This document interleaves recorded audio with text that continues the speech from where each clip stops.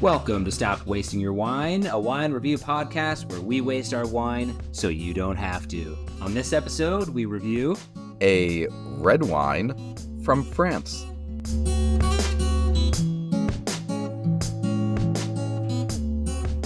All right, welcome back to the podcast. Thanks so much for joining us again today.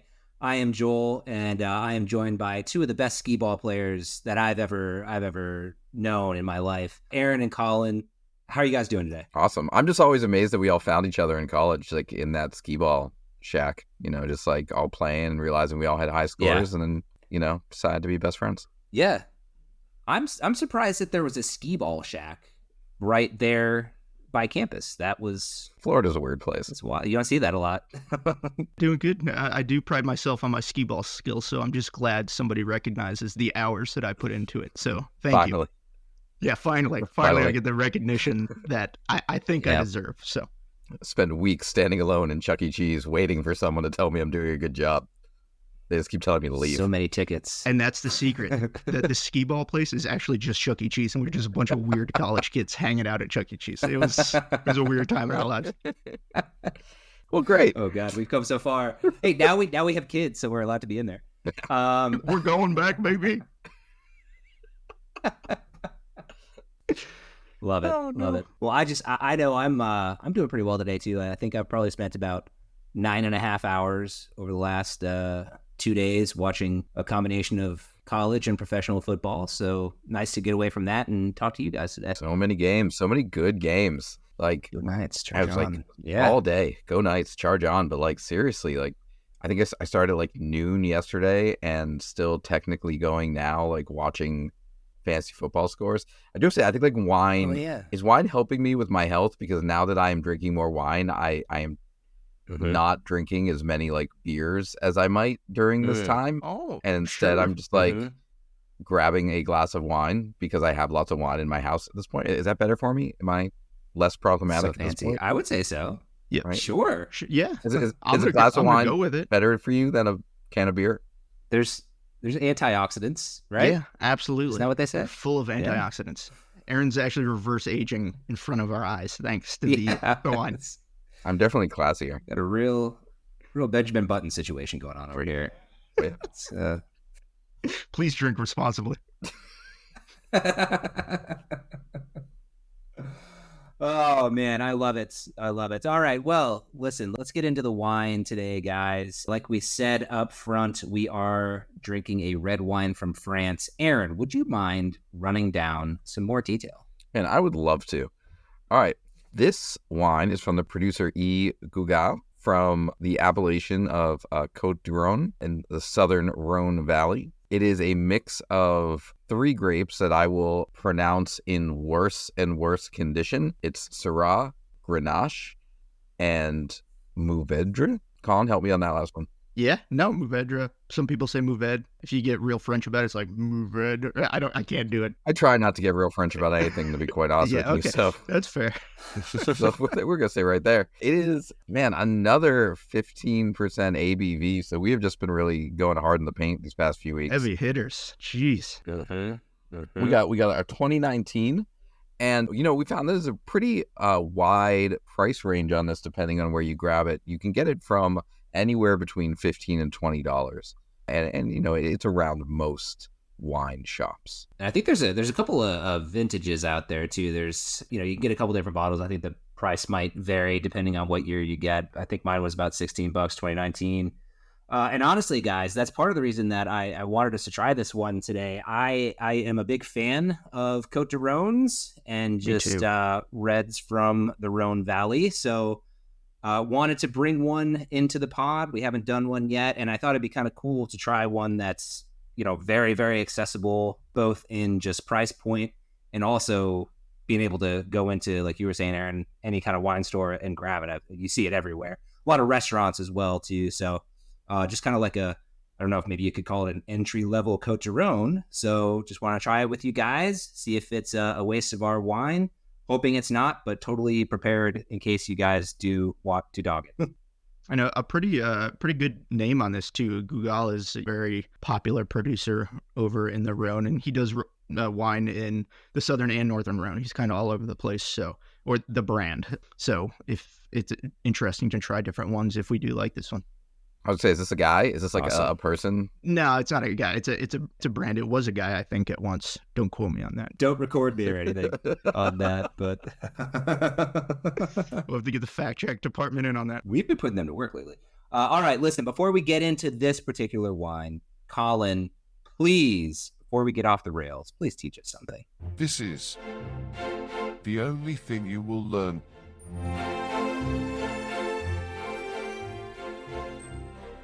So last week we started talking about wine labels, and we went over the difference between New World wine labels and Old World wine labels. And this week I want to continue that discussion and talk about the region on the bottles and what that means. And this may sound pretty intuitive, but do you know what the region signifies, Aaron, on the front of the wine label? Where they produce the wine? No. Joel, do you know? Son of a... Where the grapes are from. That's right. Absolutely right.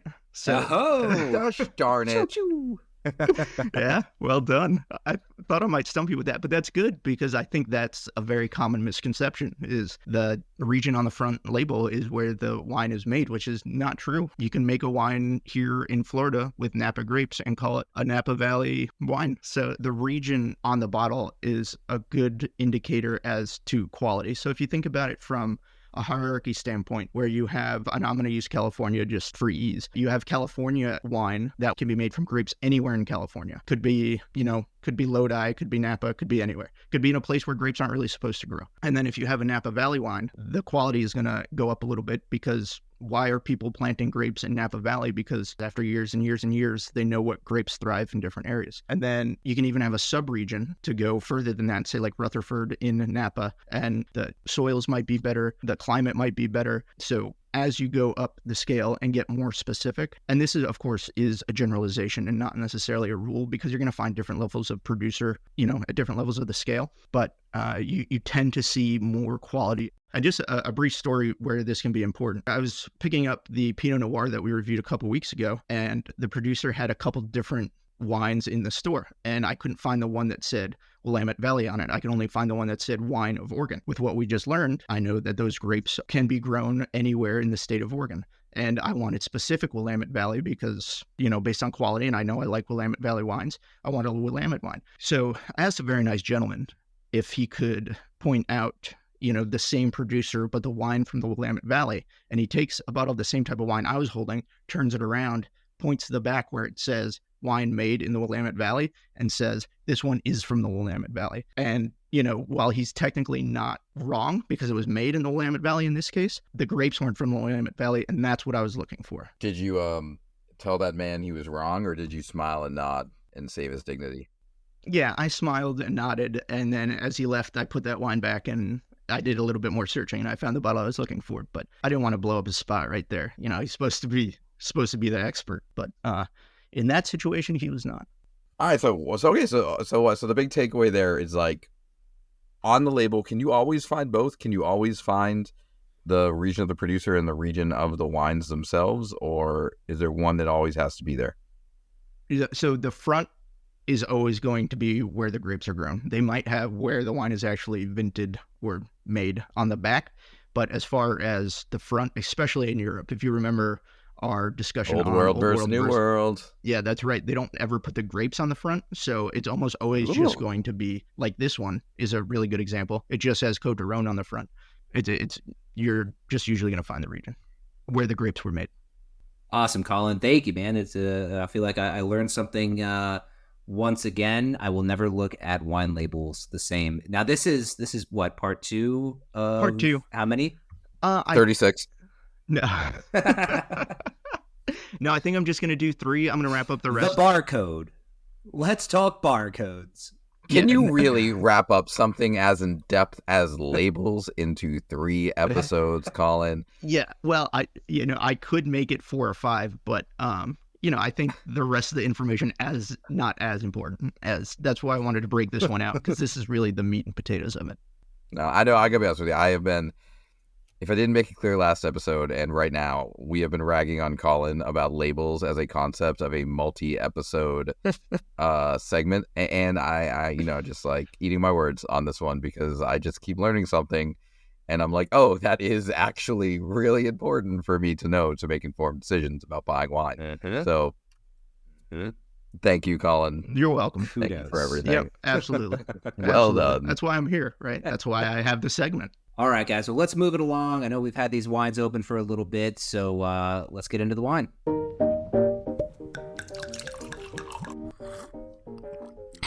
Tastes like wine. All right, so the Guigal Côtes du Rhône 2019. Let's give it a swirl and see what we're picking up on the nose. Aaron, we'll start with you. Yeah, thanks so much. Man, I don't know if it's just me. I opened this up a little bit ago, and I've been swirling. It's not the most aromatic red wine that we've had. I feel like I have to work for it a little bit. I don't know if you guys are experiencing anything different, but... Yes, I am. And I don't disagree. Yeah. I do. And this I think is the second time that we've had this disagreement. Maybe this is my problem. Maybe it's my nose. Yeah, I don't know. Maybe it's my nose. And here's what may be the thing here. It's not super like, fruit to the face. It's not very floral. What I am getting is a lot of really the more earthy kind of, honestly, like a leathery smell here.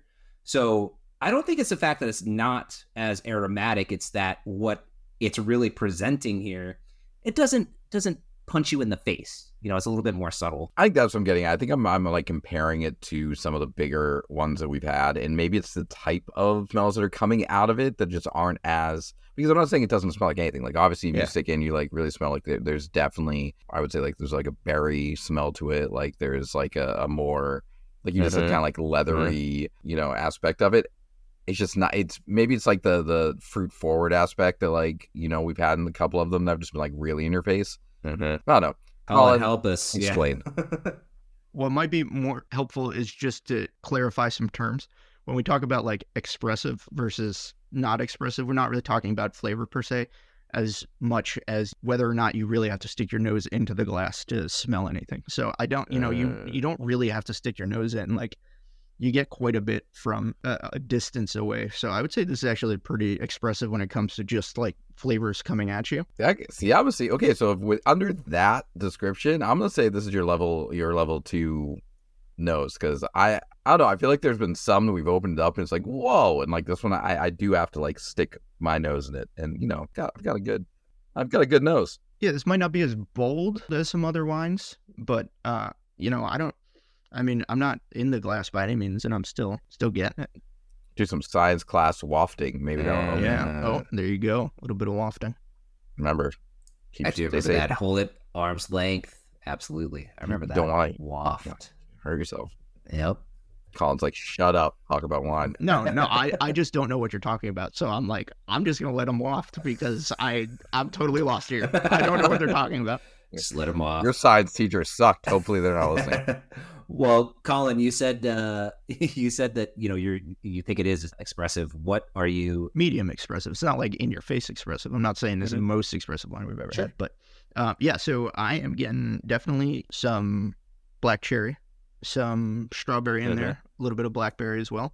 Oh, interesting. Yep, and then there's a lot of, I think, that leathery note, almost like like tobacco leaf almost. Like if you ever had like a vanilla-y cigar, that's kind of what this smells like. It's really nice. I enjoyed the nose quite a bit. There's quite a bit going on. Joe, you got anything else in there? Okay, I was with Colin on a lot of that. I'm shocked at how you said strawberry. I'm not getting any of that. And I might be wrong. It's just funny. It's just what funny. I smell. So no. Not, of course, no. Like you've said many times, it's not wrong. It's just I think it's funny how like different, the experiences are, probably because you've had a lot more wine. But yeah, it's just that's one takeaway. But no, though, I think you guys have between a lot of the cherry, like we've been saying, the leather. That's pretty much what I'm getting here. Well, I just want to say one more thing. I do want to say that I feel like, again, a few of the high ABV wines that we've opened up in the past, you've immediately gotten hit with that. alcohol-esque kind of like burn to the nostrils. Feels very like Will Ferrell of a statement. And this does not have that. Like this at all. It's a 15% alcohol, so it is a high alcohol wine, but at the very, from a smell level, it smells very balanced. Yes, it does. In that sense, if that makes sense. I don't know if you use balance in that way, Colin. No, you can. Yeah. No, I think you nailed that. Yeah. Good. Cool. Yes. Should we taste this? Yeah, let's taste it. Aaron, I'll throw it to you again, buddy. Yeah, I'm gonna toss something new out. Ooh, hit me. Can I say chocolatey? Yeah, you can. You can. You could feel say like it. There's like Yeah. say it. I don't know if I would agree. Just like I might be making up strawberries. I don't get any chocolate. No, you don't get any chocolate? Is it that you're getting chocolate? I am not, but I would like to drink this with some chocolate. No, I'm getting like a chocolatey reminiscent aspect of this. And I feel good about that. Are you Googling it? Oh, did you look it up? Is that why you said chocolate? Unbelievable. So there. It's literally on. This motherfucker's got the Cliff Notes up on the side during his presentation. My God. Unbelievable. He didn't even taste that. He didn't even taste it. He just read it off the internet. Yeah. Okay. I gotta say, like, I looked it up ahead of time, trying to do my research, trying to learn about the wine, do stuff. I saw the flavor note on there. I don't taste chocolate. I actually was like curious if you guys did. And you both said no. I do not. And I'm just like, all right, fine. Screw it. All right. So there's no chocolate. I don't know. Toss it over to you. Yeah. Joel. Well, what I'm getting is, I'm going to throw you a little lifeline here, Aaron. I'm getting things that I think would be... Thanks, Joel.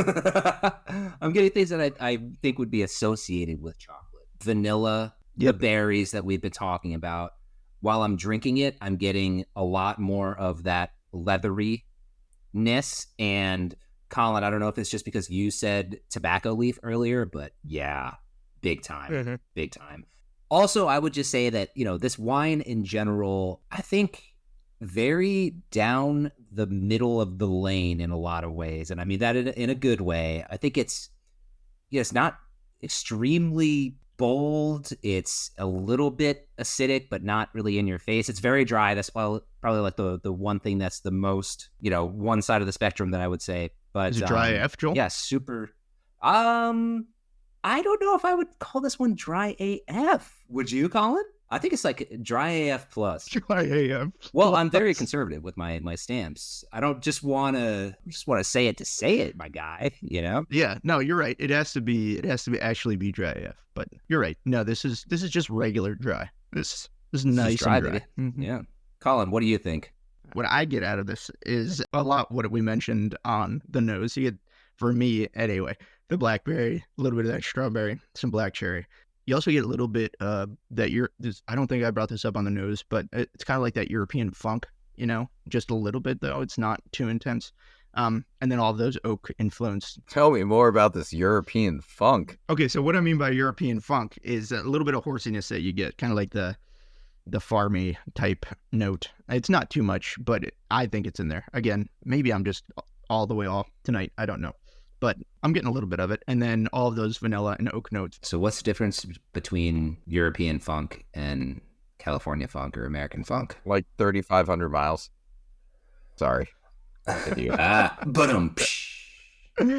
Old world funk versus new world funk. Yeah, that's right. Very similar to the wine labels. No, you don't usually find a lot of funk in the new world. So you'll see it from time to time. So I refer to it as... Because Europe is known for their funk. Well, that's where you usually find it. So that was why I called it that. All right. Anything else? Any other notes that you have found in your searching? Go ahead and check Google, Aaron, one more time. See if there's anything else that we missed. No, I was just going to say, like, look, y'all.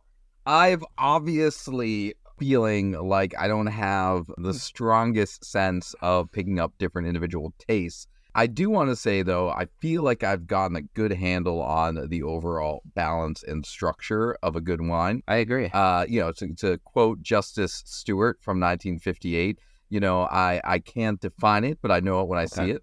He was talking about porn. I'm talking about wine. I can't give you all the pieces of like what makes it a good wine, but I think I picked up like when it's a good wine, and I want to say structure wise, balance wise, this feels like a very balanced wine. Like for the alcohol level, like you don't taste the alcohol at all.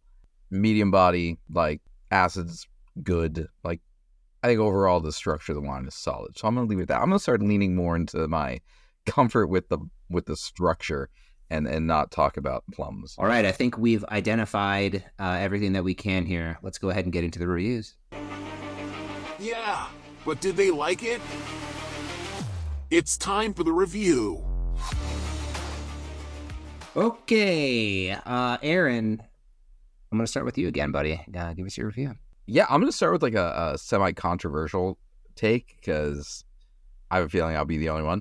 When I first opened this bottle and first poured it out, I actually didn't like it that much. Like my first couple sips, I wasn't a huge fan. But as it aired out and as I followed Colin's advice and I swirled and did all the things, I like it a lot. I think this would be a really great wine to just enjoy, to bring to a friend's place. I'm actually thinking about like what I would like to pair this with. Like I'm like, I want to kind of go cook a steak right now and just kind of have this great steak with wine.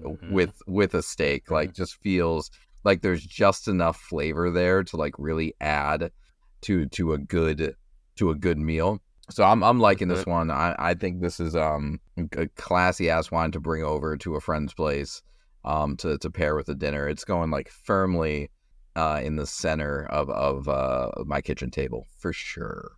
Yep. Yeah, I agree. And I don't think your original statement was that controversial because I totally agree. I think this is one that you really need to let open up. This would be a solid decanter wine. And by that, I don't mean the publication. You just read my mind. I was literally about to ask you about that because I've been seeing a lot of videos of people like pouring wines into a decanter ahead of time. And I have little experience of that outside of like the random bar or restaurant that I've gone to where they've served it that way. But as an actual like part of the process of serving a wine to better that wine, I was literally just about to ask you if that's something that we should do with this wine. Yeah, 100%. And it's all about aeration, letting the air get to it. It really does kind of cool it off a bit, bring it back, because you're right. This was, at 15%, right when you open that bottle, you kind of get a little bit of that alcohol. So there's no doubt that the air really helps this one out. It helps bring out the fruit too. One thing I've noticed as this wine, as we've been talking, you get a lot more of those secondary flavors with the oak and the vanilla and that kind of stuff when you first open the wine. But now it's a lot more fruit forward, which is nice. And those secondary aromas have kind of taken a back seat, which I think for me is what I like. So with that said, I totally agree. This is a kitchen table wine. I'm really enjoying it. It's really good. Honestly, like this is probably at the price point, the closest thing I've had to a wine fridge wine. I really, really enjoy this. Like this is my kind of wine to an absolute T. The only thing that's probably keeping it out of the wine fridge is it's a really solid wine, but it just doesn't like 100% like blow my face off, like for the wine fridge. And I know we haven't done a wine fridge wine yet, but I just feel like it has to be super special. And this is just a really, really good quality wine at a really good price that you absolutely need to be drinking. So go pick this one up because it's really, really good. I feel like we're getting closer. The wine fridge wine is coming. It is. And again, like I think I could have put it in there. You know what? Fuck it. I'm going to put it in there. This is a wine fridge wine. This is going to be the first one. I really, really enjoy this wine. And I think at $16.99, $17, like, I don't know if you can get much better at $17 than this. It's just, there's a lot of complexity. There's a lot going on. It's just a really good all around wine. And I think I've talked myself into putting this into my wine fridge. So this here we are, boys. Is truly a historic day on the Stop Wasting Your Wine podcast. I can't believe it. Man, we got a JFK like voice. Oh, there was a little JFK in there. Sometimes when I'm really excited, I go a little JFK. It's happening right now, but that's awesome. Joel, first of all, congratulations to Colin for putting a wine in your wine fridge. Fantastic. That's huge. Yeah. And congratulations to Joel for picking Thank you. the wine. Yes. Joel's a champ. That is, Joel's winning, by the way. Colin made a crack after his episode, like Colin won, Aaron 0. Joel has bonus points now, I think, some kind of system, because you just put his in the wine fridge. Yeah. We should have to work some kind of we'll workshop that. But Joel's absolutely winning right now. Yep. Aaron's still dead last. I mean, I'm not wrong. Wow. 100%. But okay. I still drank it. So Joel, man, Colin just put your wine in his wine fridge. Where are you? Okay. First of all, I'm breathing the biggest sigh of relief ever, because the whole reason I wanted to bring this wine to you guys again, like I mentioned up front in this podcast, is because I love Côtes du Rhône. I love everything that's going on in the area, and I wanted to see if there was a really approachable, cost-effective Côtes du Rhône that was good. And for this one to be the first wine fridge wine, I'll stop wasting your wine, warms my heart immensely. I'm super excited. I'll tell you something. When I was at the old wine shop, I got the Côtes du Rhône for us to try, and then I also got the Châteauneuf de Pape from Guigal, from the same producer, because I wanted to try, what their best might be. Yeah. Which, real quick, listener, if you're not familiar, Châteauneuf de Pape is a sub-region of the Southern Rhône. So, as we were talking about earlier, as you get more specific with region, the better quality you can expect. Châteauneuf de Pape is kind of at the very top of that quality chart. Sorry, Joel, just go ahead. I just wanted to explain that because I don't know if everybody knows what Châteauneuf de Pape is. I appreciate it because it helps to make my point here on something, because this bottle, $17, the Châteauneuf de Pape, somewhere around $54, $55, something like that. I have not tried it yet. I'm expecting very good things, especially after trying the Côtes du Rhône. But it goes to show you the price difference as you get a little bit more specific in the region, and you get to those areas that are, more known for even the premium grapes and the best wine sort of a thing. So because of that, and because of the $17 price of this Côtes du Rhône, I would like to also put this in my wine fridge. Is that okay? Can we have a double wine fridge in one show? Yeah, of course we can. That's wild. And I think you nailed it with the price. It's like this wine drinks like a $30, $35 bottle of wine. I'd happily pay $30 for this bottle of wine. And to get it at 17 or 16, whatever it was, is an absolute steal. And that's why I think I changed my mind about putting it into the wine fridge, because the value you get out of $17.99 just blows the crap out of anything else we've tried in this price range. So right now, from what we've tried anyway, this is absolutely the king of the $6.15 to, call it $20 wine. It's really fantastic. So just to give our listeners a quick reminder, because we've never had a wine fridge wine before, the rules of this game is simply that each of us have 3 slots in our wine fridge. And those are our 3 best of our best wines that we've reviewed. Colin and Joel have just put in their first entry into their wine fridge. That does not mean it'll be there forever. That's right. Eventually, as we become older men and we've done thousands of episodes of this show, there will be multiple wines competing for those 3 spots. So for right now, this wine is sitting in one of 3 spots for these 2 gentlemen. We'll see how long it stays there. That's right. But I think for the first one ever, this nails all the points that I look for. In value, flavor. It's just well balanced, like you said, and at 15% alcohol, it's just good. It's just good. Go drink this wine. Wow. So what a day. Colin and I both have our first spots in our wine fridge filled. Aaron still got 3 spots there, buddy. Still looking for that first one. So hope we find that one soon. So clearly, after these reviews, not a waste of your wine, one that we fully endorse. Please go out, try this one. Tell us what you think about it. And Aaron, how can people interact with us out there? Look, right now I am making some real cute Instagram posts and reels and stories. I'm learning a lot about social media. We would love to have folks engaging with us, checking out our account, Stop Wasting Your Wine, obviously at Instagram, but also like go to our website, stopwastingwine.com. We have all of our episodes up there. You can listen right on the website. If you have a preferred platform, we have a link that'll take you to Spotify, to Apple Podcasts, to Google Podcasts, to whatever. I don't know what they're all called, but they're all on there. We're on them all. We're on them all. We are everywhere. We are in everywhere. The web. We are just floating through the air right now. And what we would love, if you have been enjoying these episodes, please share it with your friends, share it on your social media, send it, email it, send it to your mom, whoever. Just help us out. We would really love any support that you could give us. We're just 3 middle-aged men trying to do a podcast about wine.